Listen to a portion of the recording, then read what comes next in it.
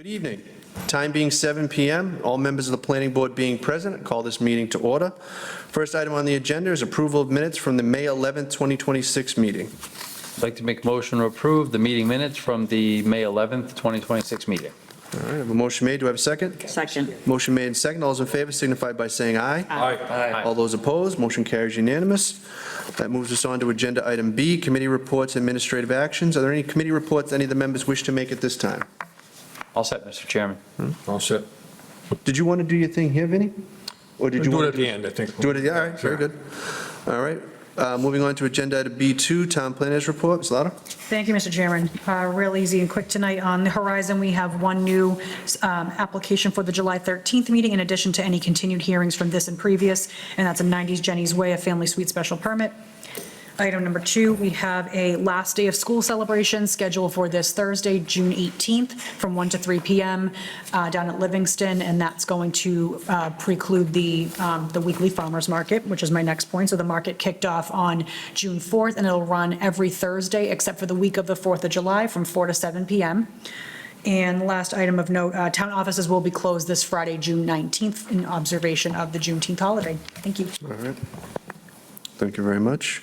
All right, just before we start agenda item C, there's nobody here, but if anybody's watching at home, if for any reason you were looking for 600 Woburn Street or 287 Main Street, one of those applicants is, the 600 Woburn Street is asked to be continued to our 7/13 meeting, and the 287 Main Street is asked to withdraw their petition without prejudice. So there'll be nothing done on either of those two. All right. That brings us to agenda item C, 1775 Main Street. I have a motion to waive the public reading. So moved. A motion made. Do I have a second? Second. Motion made and second. All those in favor signify by saying aye. Aye. All those opposed, motion carries. Once you get settled, if you give your name for the record, the floor is yours. Sure. Good evening, Mr. Chairman, members of the board. I'm Jason Perillo tonight with Metro Sign, and this petition is for Lowell 5 Bank to replace the existing non-conforming pylon sign with a new monument-style freestanding sign that needs relief for height from 72 inches to 83 inches and setback from 15 feet to 1 foot 8 inches. The intention of this sign is to install the new monument-style sign that's closer to the main driveway entrance to the bank. The existing freestanding sign is closer to the restaurant entrance, which creates some confusion. The sign would be centered more or less with the front of the building for better exposure and to improve traffic flow. The setback request is based on the fact that we're putting the sign in that grassy medium, which is only 15 feet wide. So the sign would be close to that sidewalk there, but we feel like it's far enough back that it wouldn't be damaged. I'm going to read a little bit from the statement we submitted. While it would be located closer to the street, the size is significantly smaller and closer to compliance than the pre-existing sign. To make up for the exposure that the larger sign provides, the owner is hoping that the board will consider this new proposed placement. The proposed sign would not obstruct sightline visibility or pose any safety hazards for drivers or pedestrians. The neighborhood is a heavily developed commercialized zone. Ultimately, the proposed sign will have minimal impact on the surrounding area. The sign is located in a grassy medium in front of the property that is 15 feet wide. There was concern from the planning department that the sign would impact the sidewalk plowing in the winter. While the sign is close to the property line, which separates the median and the sidewalk, the sign is to be installed on a stone base, which would hold up well against any piles of snow, and the risk of the sign being damaged seems minimal. The proposed sign will not have any impact on the surrounding infrastructure or natural environment. The sign itself will not have much impact on the town's economics, but it does provide exposure and identification of Lowell 5 Bank, which is always good for business.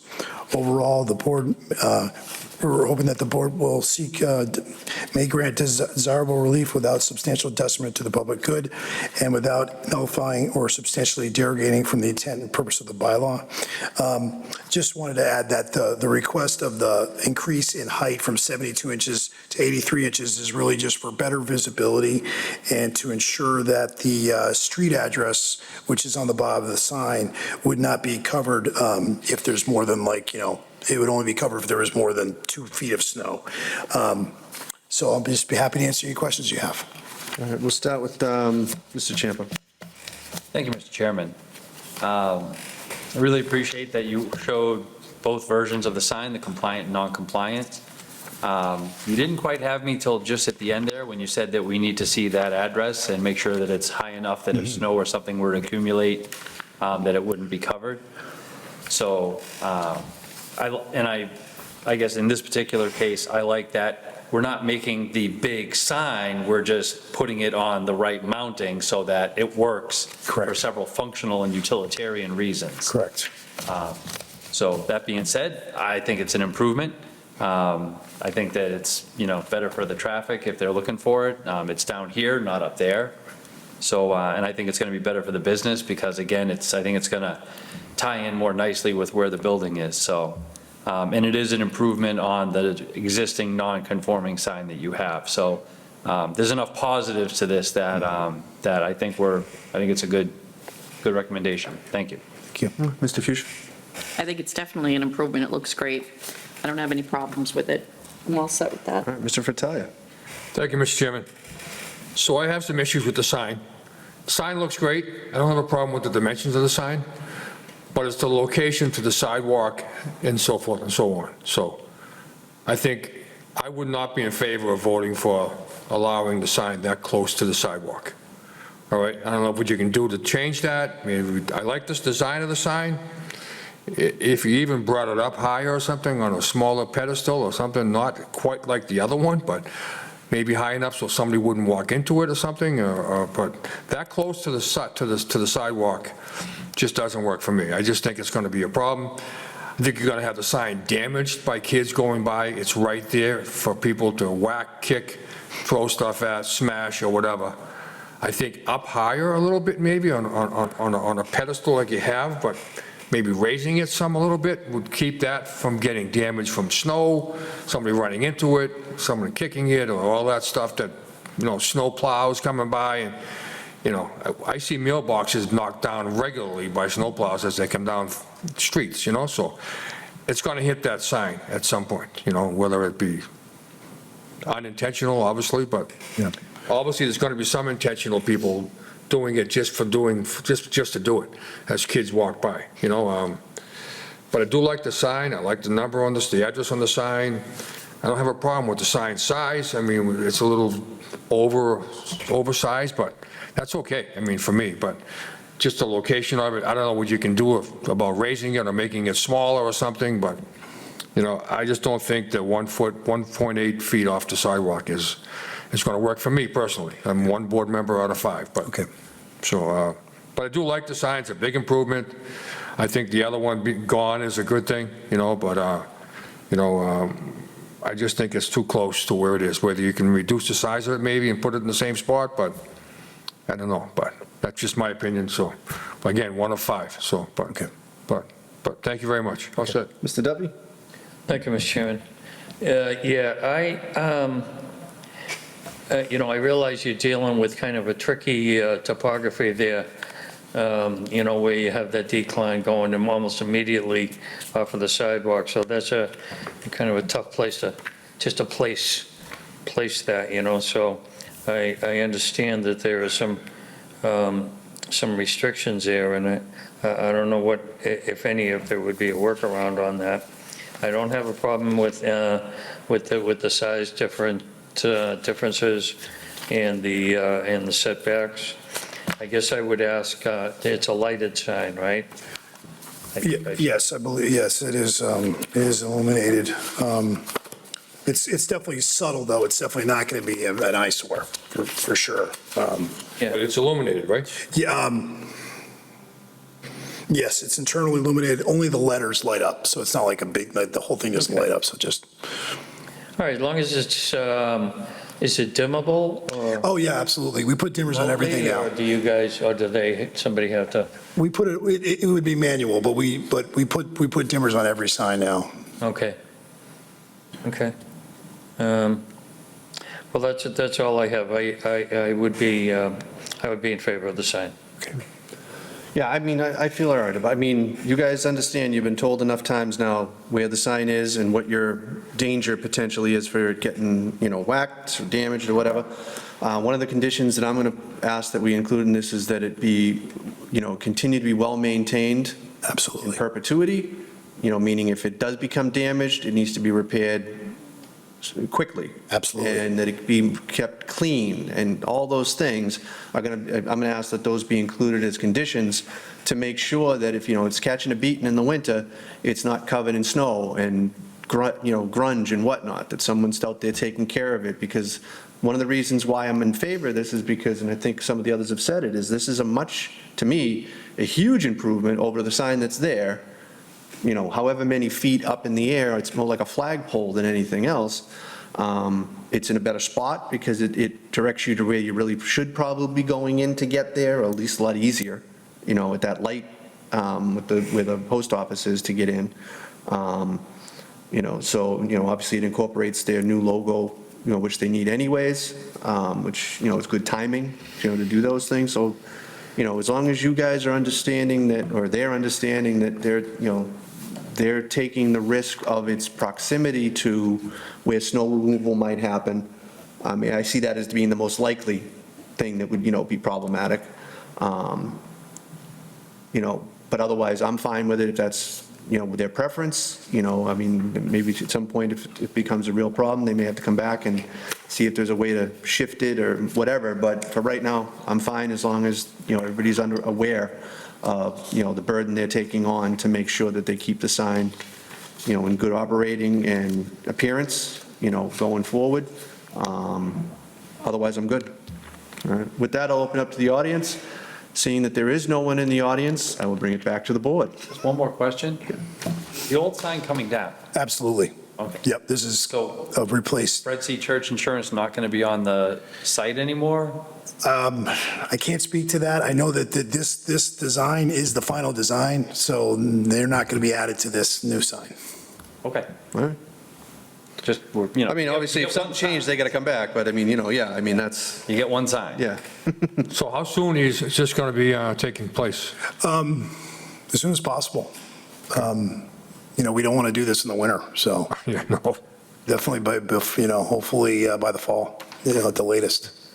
And I was just going to add, I'm glad you mentioned those conditions. We fully understand that, we would be 100% responsible, and Lowell Fives takes it seriously. There's a lot of expense going into this with the stone base and everything like that. So they definitely will maintain this sign and take, obviously, responsibility for anything that happens to it. So do you see any potential damage to the sign by people? Or to the sign, so you don't have to keep I think, replacing it? honestly, I think the biggest possibility for damage would be plowing equipment, I mean, obviously vandalism is always a concern with any sign, and when it's low to the ground, of course, but, they're going to keep an eye on it, and take it seriously. If there's, incur any costs or any, and have that done in a timely fashion. Okay. Waivers for this are, So the sign special permit, if you folks are approving it as submitted, then it would allow for the increase in height from 6 feet to just under 7 feet, and it would allow for the encroachment within the 15-foot setback from the street. okay. So that's understood. And I guess the only additional conditions would be the understanding that, and it does belabor the point, but building permits are required for all signs, including electrical permits. And to the chairman's point, the sign must be maintained in perpetuity, and any damage or blemishes shall be remedied in a timely manner.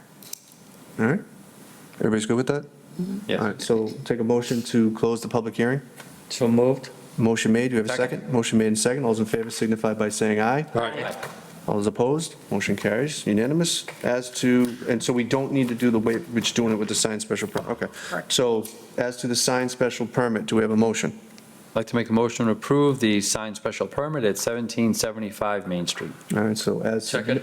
as submitted and with the conditions we noted, we have a motion made, we have a second. All those in favor signify by saying aye. Aye. All those opposed? So unanimous. All right, or did you abstain? No. You're on board? I'm on board, Okay, yeah. So unanimous. Great, thank you very much, I appreciate it. What was your name again? My name's Jason Perillo. Jason Perillo, I Yes. thought that. I have a friend who's Jason Perillo. I'm like, Oh, your kid, is he from Arlington by any chance, Oh, or? actually, he's in the service, he's in California. Oh, right okay. now. What's funny, what's funny is years ago, when you searched my name, it would come up like on the first page of Google because of public hearings, but now I'm like way down the list because there's some trainer in Rhode Island that does MMA that's got my name too, so. Good luck, thank you. All right, good luck. All right, that moves us to Agenda Item D, which is 600 Woburn Street. The applicant has requested to be continued to our 7:13 meeting, and we have 7 o'clock? So do I have a motion to continue it to 7 PM on 7:13? So moved. We have a motion made, do we have a second? Second. Motion made and seconded, all in favor signify by saying aye. Aye. All those opposed, motion carries unanimous. That brings us to Agenda Item E, 287 Main Street. So first, we need to open it. So do I have a motion to waive the public reading? So moved. Have a motion made, do I have a second? Second. Motion made and seconded, all those in favor signify by saying aye. Aye. All those opposed, motion carries unanimous. Now, the applicant has requested that their application be withdrawn without prejudice. So do we have a motion to allow the applicant's petition to be withdrawn without prejudice? So moved. A motion made. Second. Motion made and seconded. All those in favor say aye. All right. All those opposed, motion carries unanimous. So withdrawn. Was that the same Washville that was going to try to go into? Yeah, I guess so, yeah. Okay. All right. All right, that takes care of those, withdrawn. All right, moving on to correspondence. Everybody saw the correspondence that we have in the packets tonight? That moves us on to other business not known at the time of the posting the agenda. Mr. Fratelli, you had something? Yes, I actually had sent some pictures to Alex earlier today of the project that Tewksbury Home Bill just completed. It was 97 Florence Avenue. So 97 Florence Avenue was a town-owned piece of property that was vacant for 14 years. And we in turn, as Tewksbury Home Build, got the building from the town. We in turn tore it down. Some pictures may be coming up here, so I wanted to show you the building that,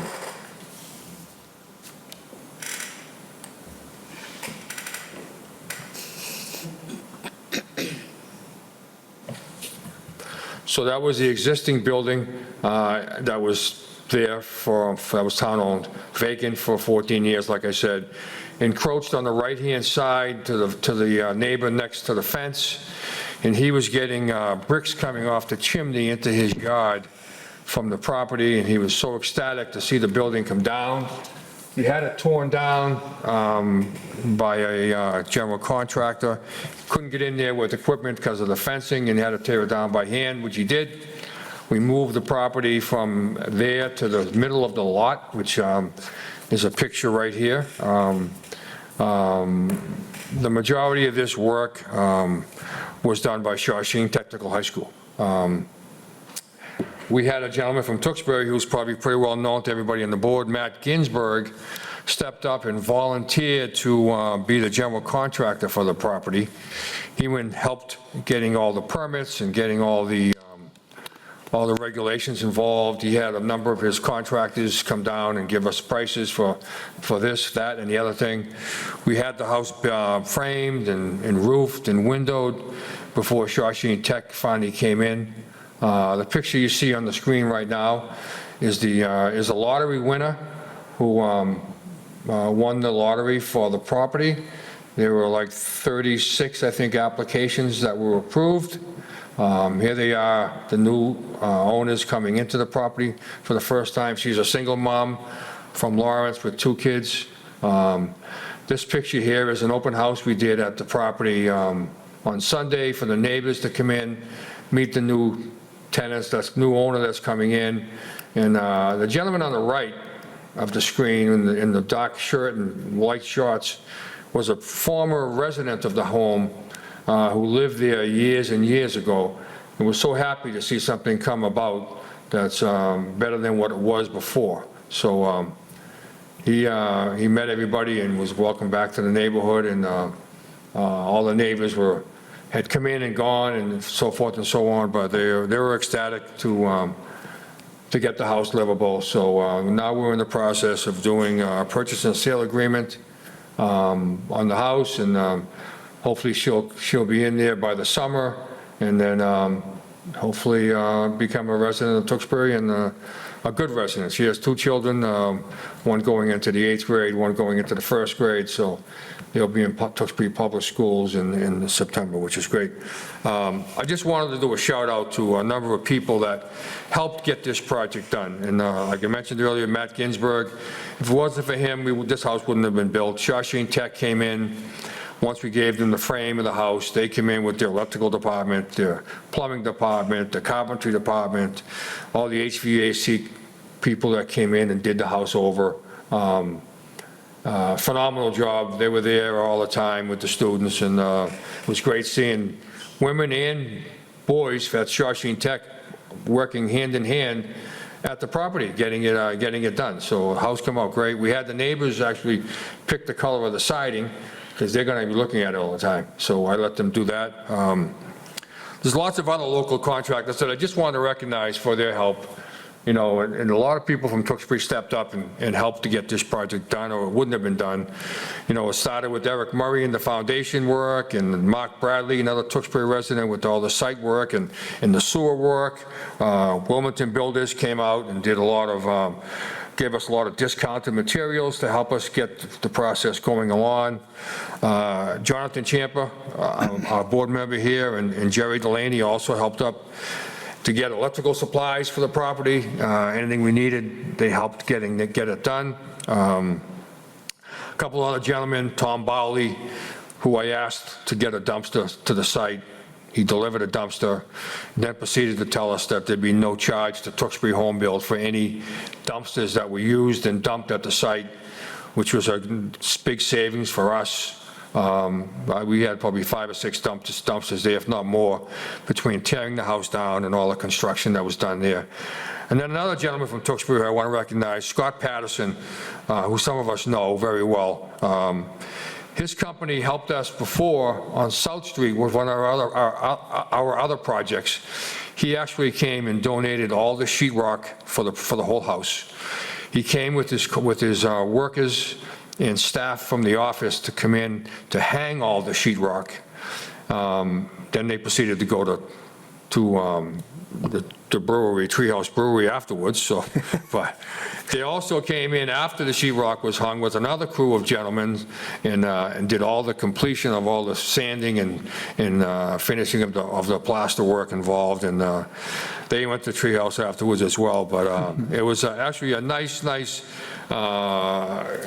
collaboration of local people and townspeople helping out to get this project done. So again, it came out nice, and I think it was well worth the effort by everybody, from a vacant property to where it stands now as a functioning single-family home that'll be housing a single mom with 2 kids, and be back on the tax rolls as well. So with that, I just want to thank all the people I mentioned for all their help in getting this project done. So that's it. Thank you very much.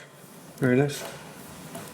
Any questions? I can answer any questions you have if anybody has anything. So No, I just want to say thanks to you and your teams out there, Vinnie. You guys did a beautiful job in that house, and, you know, and made a family like so happy, Sure. you know, with a lot of hard work and a lot of, you know. takes a village for sure. I mean, Yeah. we had a bunch of people helping Well, out. thank you very much, and Jonathan too. Yeah, Jonathan stepped up. When I told him what was going on, he stepped up with his company and donated a lot of electrical supplies. And then Jerry Delaney was also instrumental in getting anything we needed. So, and the staff at Shawshene Tech was phenomenal. I mean, everything was done with codes and permits and all that stuff. And it was they just did a phenomenal job. I can't say enough about Shawshene Tech and what they did. So, but that was a good project. So we'll see what happens. But thank you. Very nice. All right, Good job. so with that, we will move to adjournment. Motion to adjourn. Motion made, seconded. All those in favor signify by saying aye. Aye. All those opposed, motion carries. We'll see you on July 13th. Thank you.